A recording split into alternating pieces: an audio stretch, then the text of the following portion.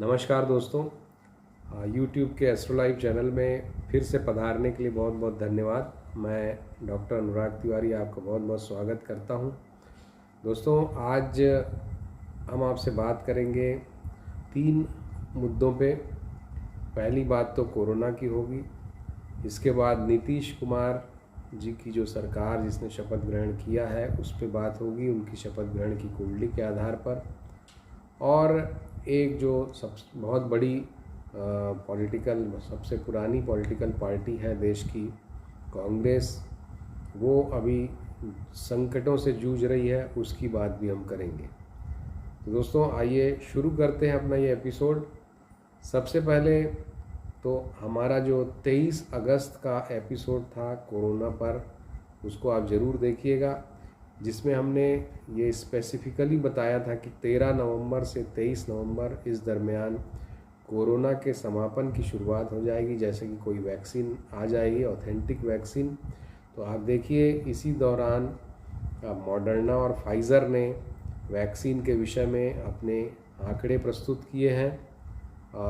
विशेष करके मॉडर्ना ने जो आंकड़े प्रस्तुत किए हैं अपनी रिसर्च के आधार पे, जिसमें उन्होंने बताया कि लगभग 95% ये एक्यूरेट है, और साथ ही उसमें ओल्ड एज्ड ग्रुप जो है उसके ऊपर भी ये कारगर सिद्ध हुई है, और इसके कोई दुष्परिणाम भी नहीं है, और बहुत ज़्यादा ठंडा इसको नहीं रखना पड़ेगा, लगभग -20 डिग्री पे ये सस्टेन करेगी। इस तरह की बातें मॉडर्ना वैक्सीन के बारे में बताई गई हैं, जो कि निश्चित रूप से बहुत ही उत्साहवर्धक हैं, और पूरी दुनिया के जो बाज़ार हैं इस खबर से उनमें रंगत आ गई, एक पॉजिटिविटी आ गई।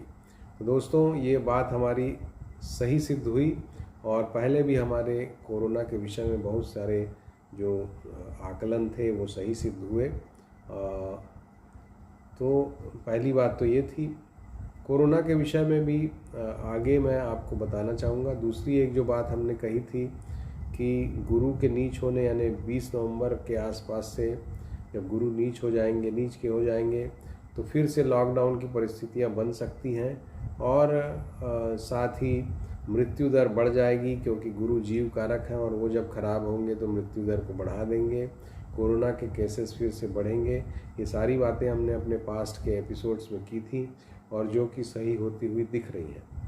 अब आप लोगों का ये निश्चित रूप से क्वेश्चन होगा कि कब भारत में कोरोना की ये वैक्सीन्स मिल सकती हैं, हमें ये वैक्सीन कब मिल सकती है। तो दोस्तों, ये आप जान लीजिए कि वैक्सीन तो जो कोरोना वॉरियर्स हैं उनको लगभग फरवरी माह से मिल सकती है, हमें ऐसा लगता है ज्योतिषी आकलन से। लेकिन हम सभी को या आम लोगों को जब गुरु कुंभ राशि में जाएंगे, यानी कि 6 अप्रैल से लेके सितंबर, इस दौरान निश्चित रूप से हमारे पास भी ये वैक्सीन पहुंच जाएगी। वो किसी भी कंपनी की हो, एक ऑथेंटिक अच्छी वैक्सीन निश्चित रूप से हमें मिलेगी, और जो कि हमें इस संकट से निकालेगी। तो दोस्तों, ये कोरोना के विषय में बात थी। नीतीश कुमार जी ने जो बिहार में सरकार बनाई है, उसकी शपथ ग्रहण की जो कुंडली है दोस्तों, उसकी हमने विवेचना की, और नीतीश कुमार जी की भी कुंडली की विवेचना हमने की। तो जो प्रमुख बिंदु हैं वो मैं आपके सामने रखना चाहता हूँ। पहली बात तो ये है कि शपथ ग्रहण की जो कुंडली है वो चर लग्न में, मेष लग्न एक चर लग्न है, उसमें ये बनाई गई है, और उसके स्वामी भी 12वें भाव में बैठे हुए हैं। तो ये भी एक तरह का दोष पैदा करता है, और बताता है कि सरकार की स्थिरता पर संकट है। दूसरा जो पहलू है वो ये है कि जो सहयोगियों का भाव है दोस्तों, यानी कि 7वां भाव, उसके स्वामी ग्रह हैं शुक्र, और वो नीच के हैं और 6वें भाव में पड़े हुए हैं, जो कि ये बताता है कि सहयोगियों का जो सहयोग है उसमें परिवर्तन आने वाले समय में आ सकता है। उसके लिए भी उन्हें सचेत रहना चाहिए। दोस्तों, ये 2 प्रमुख बिंदु थे नीतीश कुमार जी की जो सरकार की जो कुंडली है उसके विषय में। और मैं ये बताना चाहता हूँ कि शुरुआत के लगभग 3 महीने का समय इस सरकार के लिए संकट का हो सकता है, और अगर ये समय निकल गया तो 23 मई 2021 से लेके 11 अक्टूबर 2021, इस समय पे जब शनि वक्री होंगे तो इस सरकार पे गंभीर संकट आ सकता है, क्योंकि शनि की स्ट्रेंथ लेके ही ये कुंडली, जो शपथ ग्रहण की कुंडली इनने बनाई है दशम भाव में, और वो शनि ही जब वीक हो जाएंगे तो निश्चित रूप से सरकार के स्टेबिलिटी पे संकट आ सकता है 23 मई से लेके 11 अक्टूबर के मध्य। अब जो तीसरा बिंदु है दोस्तों, यानी कि भारत में जो एक सबसे पुरानी पार्टी है कांग्रेस पार्टी, वो अभी स्ट्रगल कर रही है, तो उसके बारे में ग्रह क्या कहते हैं। दोस्तों, ये कांग्रेस पार्टी की जो स्थापना हुई थी वो 22/11/1969 को 10 बजे प्रातः नई दिल्ली में हुई थी, और उस आधार पे इनकी जो कुंडली बनती है वो धनु लग्न और मेष राशि कुंडली बनती है। इस कुंडली की विवेचना से दोस्तों ये स्पष्ट होता है कि इसमें 9वें और 10वें भाव के स्वामी बुध और सूर्य 12वें भाव में बैठे हैं, तो निश्चित रूप से ये बुध और सूर्य बुधादित्य योग बनाते हैं। तो निश्चित रूप से विजडम से, बुद्धिमानी से और बुद्धिजीवी वर्ग के द्वारा यदि ये सरकार चलाई जाती है या पार्टी को नेतृत्व दिया जाता है तो पार्टी में आगे जाके उसके आगे बढ़ने की संभावना निश्चित रूप से बनती है। दूसरी बात ये है दोस्तों कि इसमें दूसरे भाव में उच्च के मंगल विद्यमान है, तो निश्चित रूप से इस पार्टी को थोड़ा एग्रेसिव होना चाहिए अपने वक्तव्यों में, अपनी बातों में।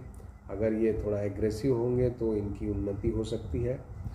तीसरी बात दोस्तों ये है कि गुरु इनकी कुंडली के लग्नेश हैं और जो कि अच्छी स्थिति में है, तो निश्चित रूप से डामाडोल स्थिति में अभी पार्टी है, लेकिन आगे इसके रिवाइवल की बातें भी कुंडली में दिखती हैं। और महादशा का अध्ययन करने से अभी राहु में केतु का अंतर चल रहा है दोस्तों, जो कि 10 नवंबर 2020 से शुरू हुआ है और 29 नवंबर 2021 तक चलेगा। और ये राहु में केतु का जो अंतर है ये बड़े बड़े ट्रांसफॉर्मेशन लेकर के इस पार्टी में आएगा। हो सकता है पार्टी में टूट फूट भी हो, और इससे हम इनकार दोस्तों नहीं कर सकते हैं। तो ये जो समय है बहुत ही चैलेंजिंग रहेगा। इनका लग्नेश भी अभी अप्रैल तक नीच का है, उसके बाद सितंबर से नवंबर तक पुनः नीच के रहेंगे गुरु। तो ये जो समय है, इस समय पर पार्टी को बहुत सारे चैलेंजेस का सामना करना पड़ेगा। कुछ बड़े नेता जो हैं या एक दो बड़े नेताओं की मृत्यु वगैरह भी हो सकती है, उससे भी इनकार नहीं किया जा सकता। तो इन सभी चीज़ों से इनको, इस पार्टी को सचेत रहना चाहिए। और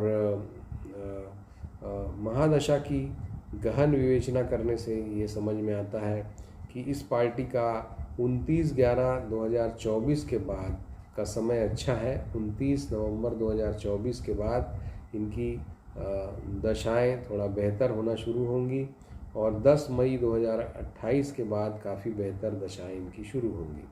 तो दोस्तों, कांग्रेस पार्टी को ये ट्रांसफॉर्मेशन का फेज़ है, और ये साल जो 2021 का वर्ष है ये इसकी संरचनात्मक इसमें एक परिवर्तन लेकर के निश्चित रूप से आएगा, ऐसा हमें लगता है।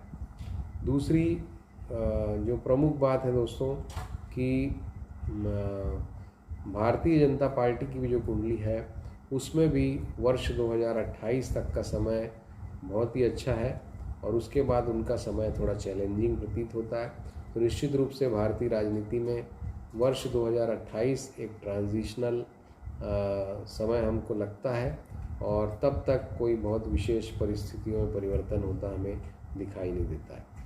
तो दोस्तों, ये राजनीति पे हमारी विवेचना थी, खासकर कांग्रेस की कुंडली पर और नीतीश कुमार जी की सरकार पर।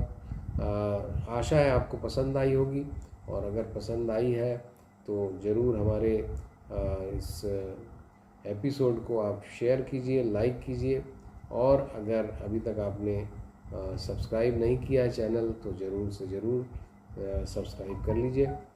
अभी के लिए इतना ही। धन्यवाद। नमस्कार।